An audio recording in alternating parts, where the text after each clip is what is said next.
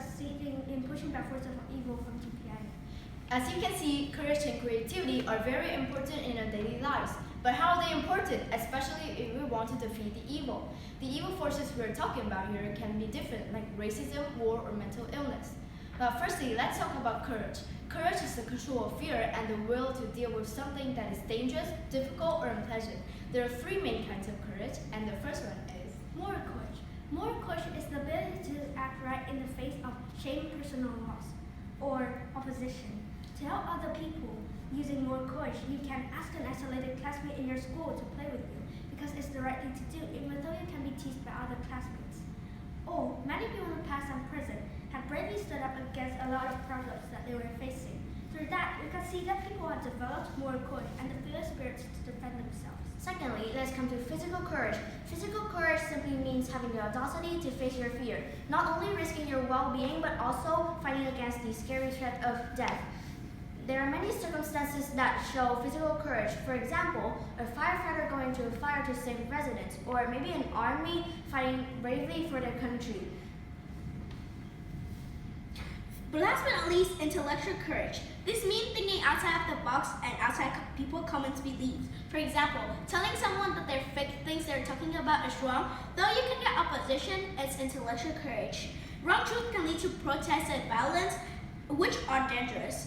With intellectual courage, we can spread what is truly happening and avoid violence. So, as you see, these different types of courage can really help us overcome our fear and achieve goals better. Now let's go through creativity. Creativity means the ability to produce something original and imaginative. Here are three main types of creativity. Firstly is emotional creativity. Emotional creativity is the capability to create something new through the influence of emotional experiences. With this kind of creativity, you can use your emotions to create art or music. Art and music can influence people. So with emotional creativity, you can bring positivity and happiness to those who are suffering mentally. The next type of creativity is cognitive creativity, or creativity based on expertise. Knowing a lot about one or more things allows you to make new connections and form original ideas. For example, Thomas Edison, the inventor of the light bulb.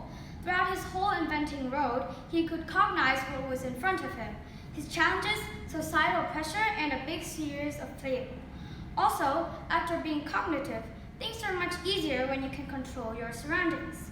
When you cognize and encourage yourself to be creative, you can get a much better grasp of what you're doing and solve it faster in many ways. Last but not least, in our opinion, is flexible creativity. So when there's a hard thing, you should think of faster and better ways to solve it rather than doing it slowly. This kind of creativity can apply to many things in life, including school and work. So when you're facing something dangerous, you need to observe the surroundings to make the correct actions. For example, if you see someone being kidnapped on the street and the conditions aren't good, what can you do? To find the answer, you should choose the right type of courage and creativity to deal with.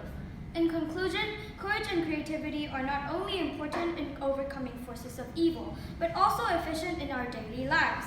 We need courage to stand up for ourselves and creativity to open our minds. Still, in pushing back the evil, we need to choose the right type of courage or creativity to act so that we can benefit the most from these important things.